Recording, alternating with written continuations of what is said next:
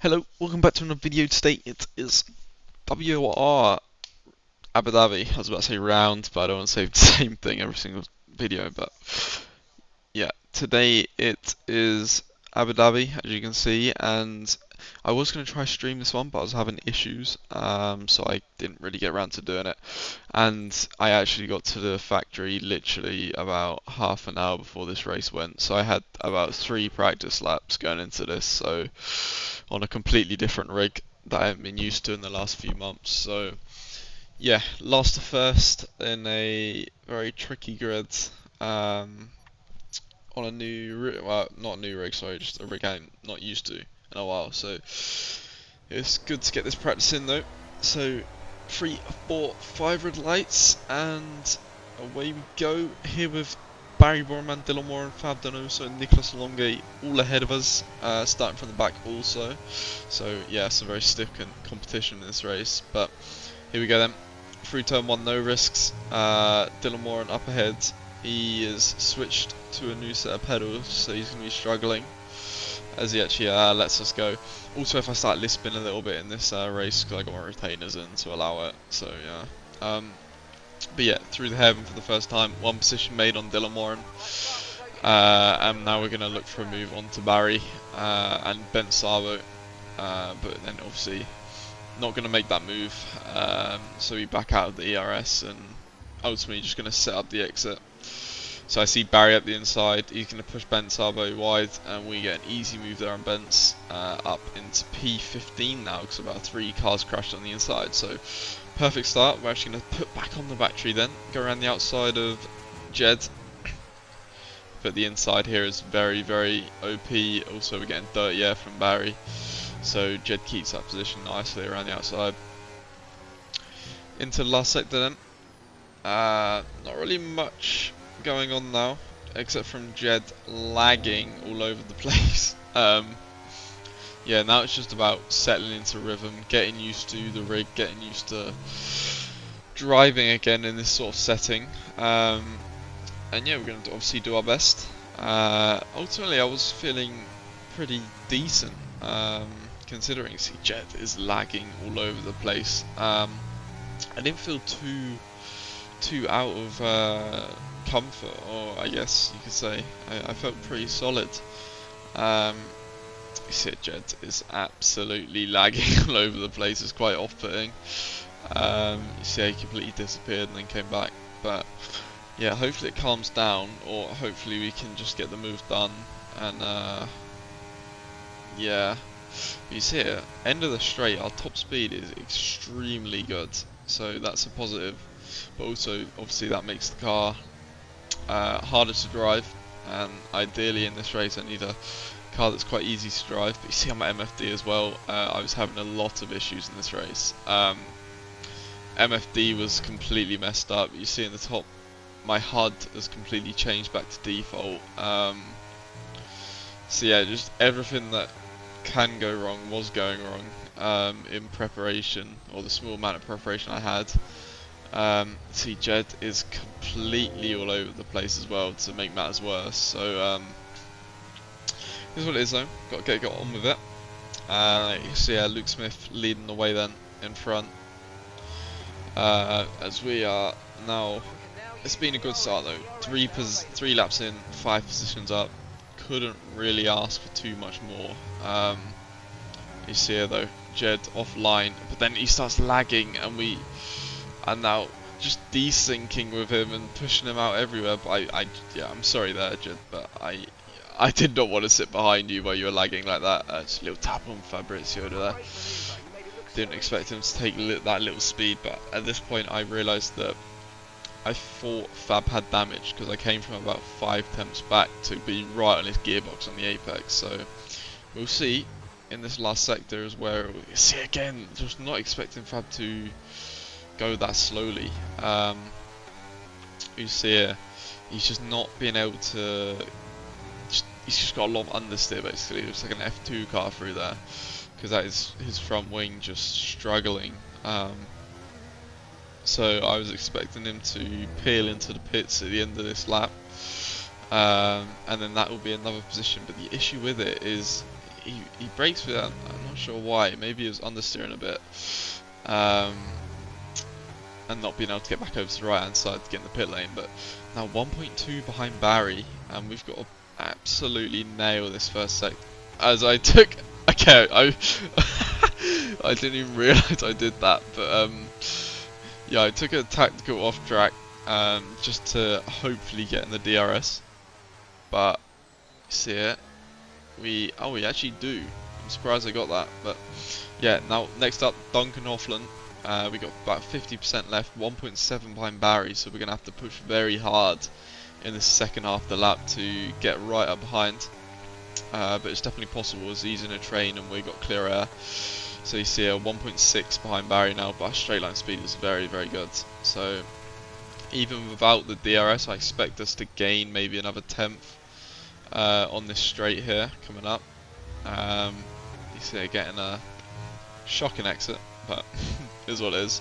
You see it 1.3, about half a 10th gain onto Barry there, so pretty good. But now it's very crucial that we get in the DRS of him, because we've got completely no battery. Well, we got a little bit, but not much battery, as well as obviously the DRS in this game is very powerful and you need it to just drag you along basically, and I don't want to be fighting for P12 in this race. I feel like there's points on the cards at this point. Tom Manley lagged out there, so we're up another position, so 9 positions in 7 laps, so it's been an absolutely brilliant start. But now we're up behind Barry. Did get the DRS, which is good, and now we're just gonna again just settle in. Valentin started making a lot of mistakes, so I sensed an opportunity here to start to pounce on him a little bit. You see Barry makes a mistake there in front though. Coming out here though, starting to save our battery a little bit, which is good, and Valentin makes an absolute shocker out of that corner, and by this point I sense an opportunity. You see a big slide there from Valentin, so we get over to the left just in time and get the position there. But now we are out, just bordering a second to Barry, but we use a little bit on exit and gain back. By this point there's our second warning though, so we got to drive really clean to the end of the race. By this point you'd probably be thinking we're just going to gain our battery back, but Barry had a bit of clear air, and obviously Barry being Barry, very quick, and I was not fully up to speed yet. We had to burn some battery to just stay with him to catch up to Nico. I don't think he was burning, but I had to, because I just wasn't obviously up to speed, and on a bit of a different setup. So yeah, did it quite well. 14% in the battery now. It's worth to note the delta between tyres around this track is very, very high, so into the pits we go. Oh, big slide, nearly going into the outside barrier, but yeah, I think this is a very good pit lap, because we aren't going to be struggling to the end, but also the guys in front aren't going to go too much longer than us, so we're going to get a nice undercut and have decent grip at the end. But obviously the deltas between tyres, 1 lap older tyres is very, very big, even instantly on the first lap.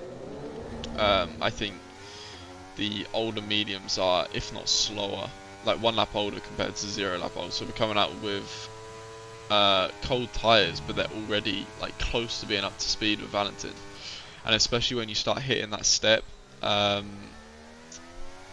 you really start to feel that the 1 lap extra is very, very useful. But also the undercut is massive, as you're about to see on this lap. No ERS used because we got DRS and Valentin, and that's just very crucial that we get ahead of him. We're gonna again just cold tyres, and we're still getting decent purchase out of every corner. So yeah, turning on the battery, easy move around the outside of Valentin, and that is us up into P10. Ika Baena, sorry, and Tamas Gal up in front. You see Tamas has had an absolutely massive undercut, 8 seconds. So yeah, that is quite interesting.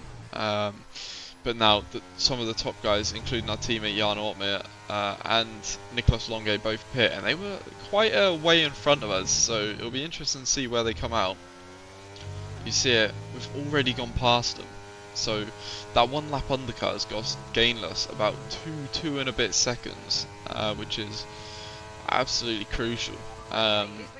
Obviously we're down on battery, down on pace, and down on just tyres now, so it's going to be a very difficult challenge to keep them by. And I was thinking, right, when these guys come through, it's going to be very crucial for us to just stick with them. I'm not really in their battle because they're just quicker than me in this race, and obviously just not being there on pace with them. So as you see it, we're going to make sure we stay wide to give Jarno a good understanding of what we're trying. But I didn't want to just let him completely go because I didn't know whether Jed and Valentin behind were going to push their batteries and be on my rear end. So compromise Jarno a little bit into the hairpin, but again, didn't lose us too much at all.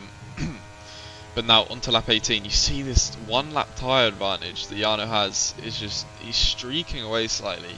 It was comfortable to stay in his DRS, yes, but it wasn't like a walk in the park like it usually is to stick in someone's DRS. So that one lap tyre advantage is definitely crucial. But you see it, this just demonstrates how straight line speed we have. Nico tries to have a go at us there, but we could just manage to cover it off just by driving in a straight line. I wasn't going to battle Nico, but obviously if I can get him to drain a little bit of his battery to get past me, then obviously I will. You see a little bit defensive, not too much, just going to put him flying a little bit. And he drives cleanly up the inside of us. Next up behind then, Thomas Ronner. I think he's got 2 lap pressure, so this one's going to be near on impossible to defend against. And he's got the fastest lap, you can see. So yeah, we're not going to defend this, but again, like we've gone from 20th to where's that? 8th, 9th now, which a couple of people in front still have to pit, and we're going to gain because they're on a worse strategy. So solid race so far. 10 laps to go, 8th place. Look at our straight line speed, just driving straight up the inside of Thomas. Again, not going to break lane, not going to ruin his race, just going to go side by side, put him offline, make him use a little bit. And yeah, this should be pretty easy. He uses a little bit off the exit, but again we just start driving back up to the back of him. And yeah, he has to go defensive, but again he's got more than enough grip to hold the inside. But yeah, 60% near enough. We've got Jed Norgrove behind, same lap old tyres, same with Bent Sabo. And yeah, at this point we were pretty comfortably sticking in the DRS, which was a good thing. Tamas Gao up next, he was on the actual, he pitted earlier onto hards, so he's going to be struggling big time. And this is very crucial that we get past him on the straight, so using the advantage on the straight line speed to drive right past him. And jakeybenham next up, on about 2 lap older tyres than us, I believe. So he went 2 laps younger than us on tyres, and he got like a 5-second undercut, which is absolutely crazy. But Barry Boromant's up behind. He's actually on a 3 lap younger tyres than us, so he's going to be absolutely flying. But we have hit the step, and I believe he's hitting it very shortly, so he's not going to have much.